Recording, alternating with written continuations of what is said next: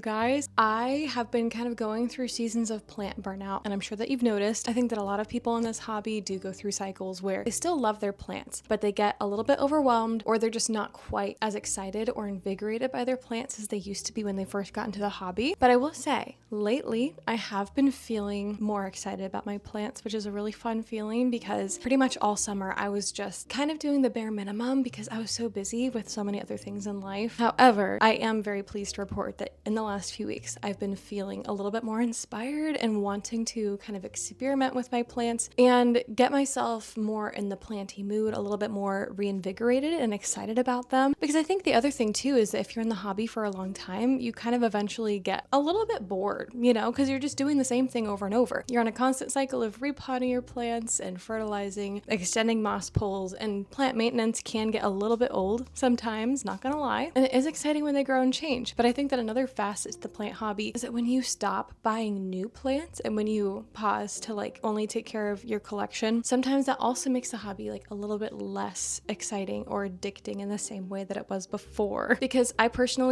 I think I've maybe purchased a total of, 6 plants, 7 plants, maybe this entire year. That averages out to less than 1 plant per month. And most of those were for my birthday when I did a birthday plant haul. But in the past, when I was first getting into the plant hobby, I would buy 7 plants in a single month. And that was very normal. But that did also make the hobby really exciting because I was constantly getting new blood. Not actually blood, but you know what I mean. I was getting new plants in my collection and learning how to take care of them and figuring out where to put them. And it was I think all of that change and excitement is part of what excited me about the plant hobby. So yeah, now that I've scaled back on purchasing plants because number 1, I don't have the room. Number 2, I don't have the time or capacity to take care of them all. And number 3, I'm trying to not spend a ton of money because for a couple of years there, I was spending way too much money on plants. But admittedly, that is one part of the hobby that is no longer really a big part because not only am I not purchasing plants, but I'm also not really actively adding any plants to a wish list because I'm trying to not buy a lot of plants. So all that being said, I'm trying to find ways to get excited about my plants, my plant collection without introducing new plants into my collection, just because I want to set that boundary for myself. I want to continue investing in the plants that are already in my collection because there really is a lot of excitement to be had in just enjoying the plants that you already have and cultivating them and helping them be the best that they can be. And if I can't be a good steward with the plants that I already have, why should I be thinking about getting new plants? Even though it is arguably, I guess,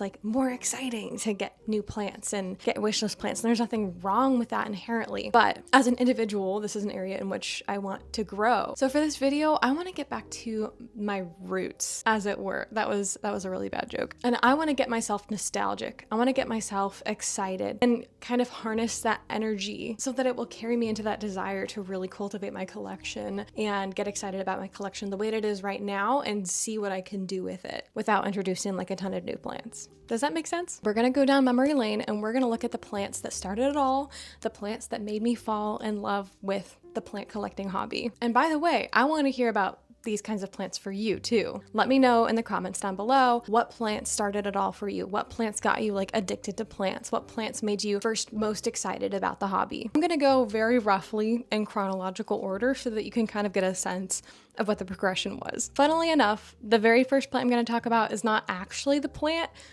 that I'm going to be talking about. It's more of a representation of a category of plants that I no longer really have, and that's succulents. I do have a few succulents in my collection, and that's where the Huernia zebrina comes in. I got this plant later on, once I had already really fallen in love with the hobby. But this is the best example of a succulent that I currently have in my collection. But I do just want to say succulents and succulent-like plants were my gateway plants. So think jade plants, echeverias, kalanchoes, the mother of thousands. Oh my gosh, I had that. I had all those plants on my windowsill in my dorm. I was known as the plant lady on my floor in college because I was constantly propagating those little succulents and sharing them with friends and showing people how to grow the plants, even though I was honestly just barely dipping my toe into plant territory. I did have maybe 10 different kinds of succulents just on my windowsill all the time. And yeah, that's really where it all began. Unfortunately, I don't have those plants anymore. The echeverias eventually etiolated, grew out really long, and so I got rid of them. I don't really know what happened to the mother of thousands, but I'm assuming it died at some point, or maybe I gave it away because I got sick of it. I don't know. I think I gave the jade plant to my husband to keep in his office because he really liked it. So yeah, Huernia zebrina, I love this succulent. It's definitely my favorite succulent nowadays, and that's why I have it in my collection.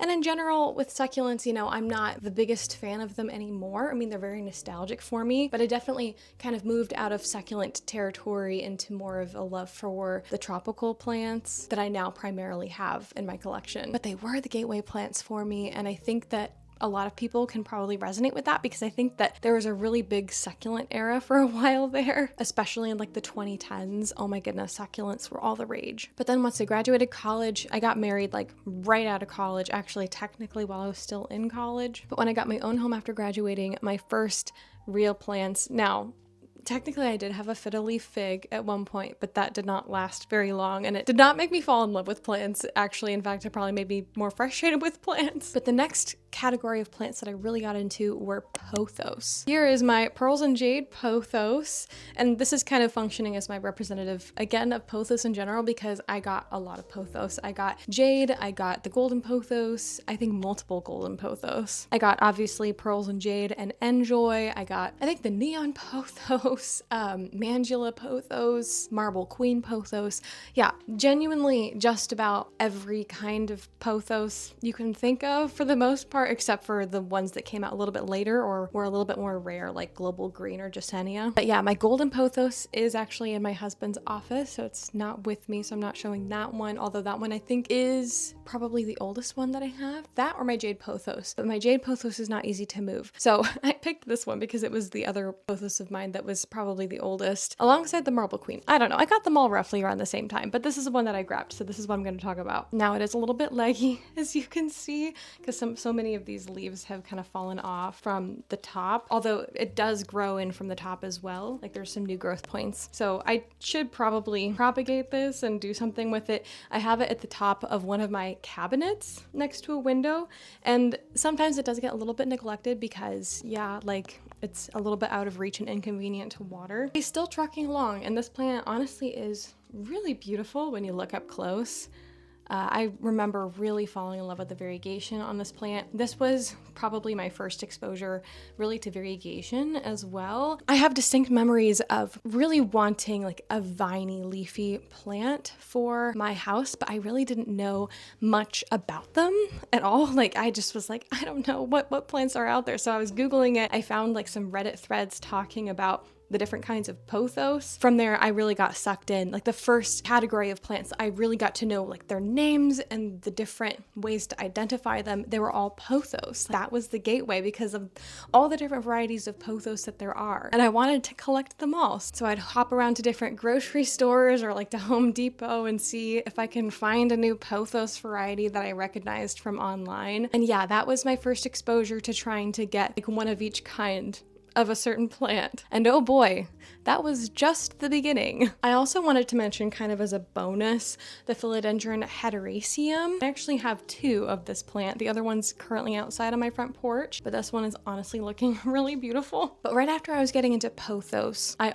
also started getting into philodendron hederaceum like shortly after, because I had seen this, I think in the store, and I thought it was a pothos at first. And I think a lot of people make this mistake where they're like, oh, it's a trailing plant. Like, is this a pothos? Or I don't know. I just realized at some point, oh, there's a difference between this philodendron hederaceum, or like a heartleaf philodendron, and pothos. And I remember trying to figure out what the difference was between them. And now that I have the eye for plants, I mean, the difference is so stark. I'm like, how could you ever possibly mix these two plants up? They have different leaf shapes, different coloring, different texture. They grow a little bit differently, and the philodendron have like these sheaths too left over. So like in my mind, it's so clear now that they're different. But to Baby Joy, that was just getting into plants, she had no idea what the difference was. And this actually ends up being a common question that like my friends that are just kind of dipping their toe into plant collecting, they also wind up with this question too. They'll be like, wait, is this a pothos? And I'm like, actually, no, it's not. And then I get to explain it. And I don't know, this was another big growing point in my plant collecting, was realizing the difference between like a trailing philodendron and a pothos. And I fell in love with both of them. And this was another one where I was like, oh, I want to get all the varieties. So I sought out like a philodendron Brazil and a philodendron micans. Eventually down the road, I did eventually get a variegated Hartley philodendron, but that took a little bit longer. I never did get into like the Rio or the cream splash or whatever it is, but still, this is another one of those plants where there's just a lot of different varieties that you can find, and I just have really vivid memories of learning about the different plants in this category of plant, I guess. My next step into my plant addiction was getting into the Maranthiaceae family. And so to represent that, I'm going to talk about my red vein Maranta, or my Maranta leuconera erythronera, which, by the way, I just love so much. I feel like I talk about that literally all the time, but it's such a good plant. I love it. I did get this plant early on. It was not my first calathea. I believe my first calathea was Calathea ornata, and that plant did not do very well in my collection. And then it did really well in my collection for years, and now it's back to not doing well, which we can talk about in my next like planty updates video. And then I think I got a Calathea makuyana and this plant, this Maranta, roughly around the same time. And obviously I love my Calathea makuyana, but this Maranta, I think, is what made me really fall in love with the Maranthiaceae family in particular. I just love its growth pattern. I was obsessed with the pattern on the leaves. I mean, oh my gosh. I remember this caught my eye in the store and I immediately gravitated towards it. I was like, oh my gosh, I need that plant. I mean, little did I know that it's a little bit of a challenge for beginners, and we had a rocky start. This plant was also the plant that taught me that spider mites exist. Yeah, I had my first real pest outbreak. Now, I will say I did get mealybugs at one point on my succulents, so I guess that was my first official pest experience, but my second biggest like official pest experience was with spider mites on this plant. And it was also on a couple of my other calatheas that I had at the time. I think like maybe the Calathea White Star or something, which I no longer have. That did not last very long in my collection. But yeah, this plant is still thriving. What, 4 or 5 years later? Yeah, I think so. It's pretty crazy to think that I've had some of these plants for 5 years. This plant was, I think, my first plant in the Maranthiaceae family that started to truly thrive for me. And I just generally learned so much about how to take care of them. I learned the hard way to not put them in terracotta. It truly gave me a huge appreciation for the Maranthiaceae family and for like what plants can possibly be. I also have vivid memories of seeing on Instagram, oh my gosh, I'm completely blanking on what her Instagram name is, but I'm going to try to find some of those old pictures and I will maybe post them right here.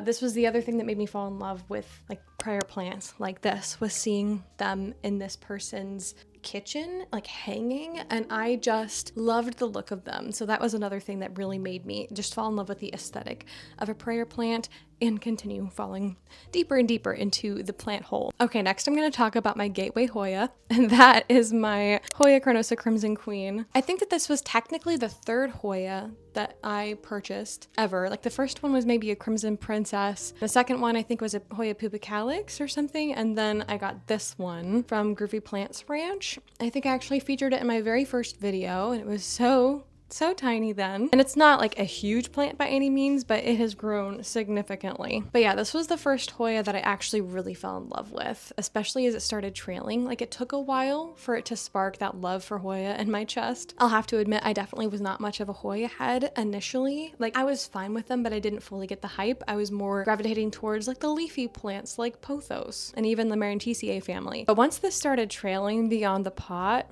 it was game over for me. And I was like, you know what? Maybe I do want to like dip my toe a little bit more into Hoya, but I wasn't entirely sure. I wasn't completely convinced, but I did really love, I mean, even the variegation on these leaves. Oh my gosh, the first time this gave me an all white leaf that initially was emerging as pink. Oh my gosh. I don't know if that's ever happened to you with this plant.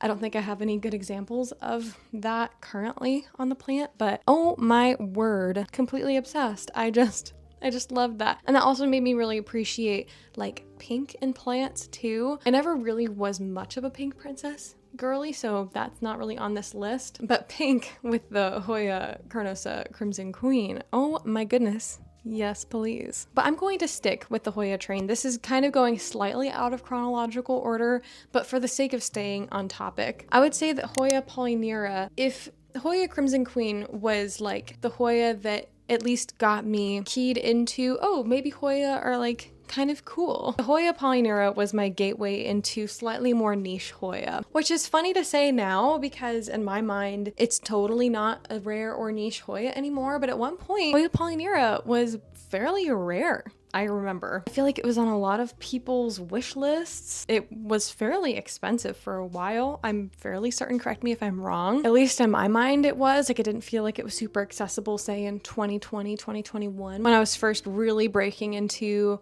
the hobby. I think I got my Hoya Carnosa Crimson Queen in 2020 or 2021. No, it was 2021. For timeline's sake, my succulent craze began more in 2018, 2019. And my pothos craze began in 2020. And then starting in 2021, that's when I got into plant YouTube, and it went downhill, or I guess uphill, depending on your perspective from there. But anyways, all that aside, those are all asides. This was the Hoya that made me want to start getting into like more rare Hoya, or Hoya that go beyond just like the Hoya Carnosa varieties. Because there was a like brand new local plant store that opened up near me, and I went in there and she had a actually decent selection of Hoya. And that's another reason why I didn't really get into Hoya for a while, was that really in my area for the longest time, there just weren't that many Hoya. There were some other plants, but yeah, just not really Hoya.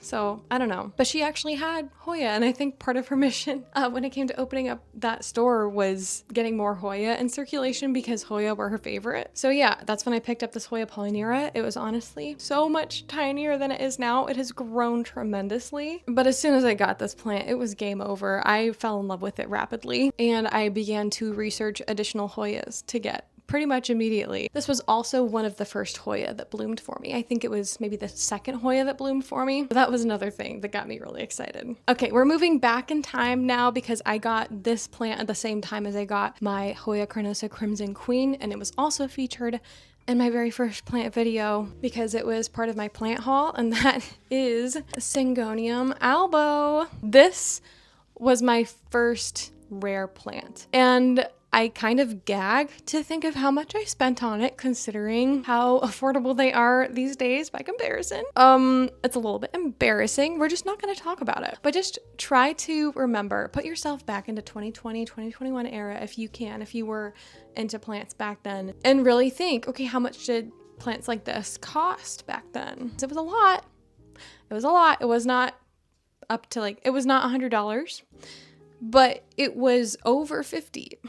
It was bad. It was bad, but it was worth it to me. And I was so excited about it. And you know what? I don't necessarily regret getting this plant because look at it now. It's so beautiful. And this was the plant that made me fall in love with variegated plants and, I guess, dare I say, rare plants. This was the plant that made me start making a wish list because, yeah, I went to Groovy Plants Ranch down in Columbus, Ohio area. I bought this plant because I think I was first exposed to it on Becca's channel, Becca de la Plants, and that made me really want a Syngonium albo. And yeah, once I got this, I was like, please give me more rare plants. And I don't think it was I wasn't necessarily wanting it for status per se, but I think I was just excited, and I was excited to be in the community, and I was excited to try to hunt down and find these plants because they weren't always easy to find. They weren't in every single plant store. But yeah, it was just, there was a thrill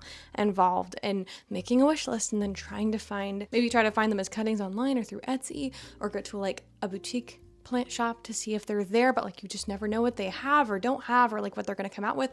It was a whole thing. And this began that excitement for me.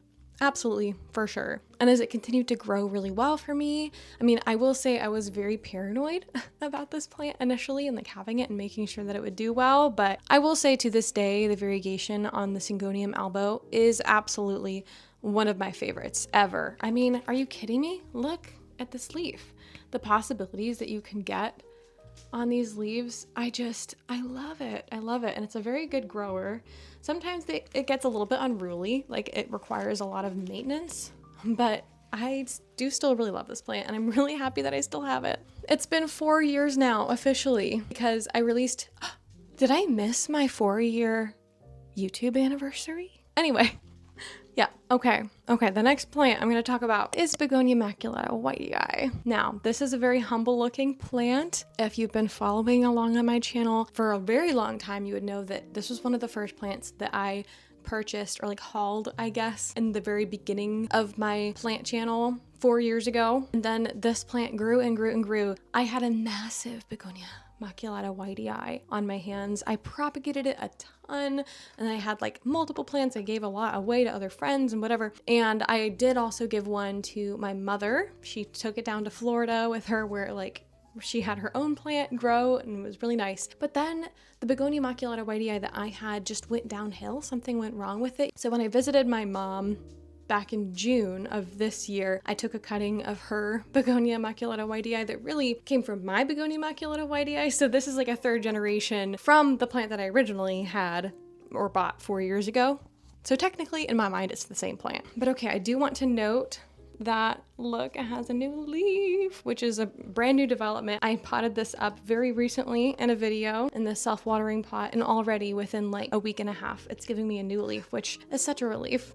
Okay, I need to stop with the puns. My goodness, they're not funny unless you think that they're funny, in which case I am so hilarious. But I think that this was the plant that taught me how rewarding plants can be and how vigorously and unexpectedly they can grow. Because when this plant got as big as it did, and I'll maybe try to dig around and find the old footage, it just, I don't know, something about it sparked something within me, and it made me want to like get all of my plants to the next level and foster their potential. And it also gave me an appreciation for experimenting with plants that are like maybe a little bit outside my comfort zone, because up until this point I had succulents, and I had started just barely branching into like the more leafy tropical plants, but this was my very first begonia and one of my first plants outside of like aeroids. So yeah, lots of lessons learned with this plant, and I'm really excited that I still have it, even though we've been through a whole journey together. But that's honestly kind of part of owning plants. You go through lots of different cycles. Okay, and last, but certainly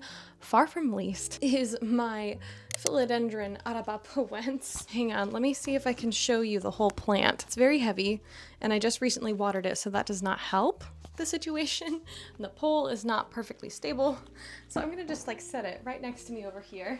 I could be wrong about this, but I'm fairly certain this was my first plant that I had on a moss pole. I'm trying to remember where in the timeline I got this plant. This was not like my first upright philodendron, I don't think, but it was pretty early on. But this was one of the first really big wish list plants that I added to my collection and then successfully stumbled upon. And it was, I believe, my introduction to moss poles, because here's the story behind it. Also on Becca's channel, Becca de la Plants, she was a huge, probably my favorite plant influencer for a long time, and I still adore her channel. She was one of the planty creators that really got me into plants and got me inspired. She had a very small itty bitty philodendron arapapuense plant that I believe was a cutting from Adam, and it just had 2 leaves, but I remember seeing it on her channel in one of her videos, and I just absolutely fell in love with it, even though it was so small and so humble. I just love that the backs of the leaves were more like purpley reddish color, and I loved the leaf shape too. So it very promptly went on my wish list, and it did not feel very attainable to me for a long time because it was actually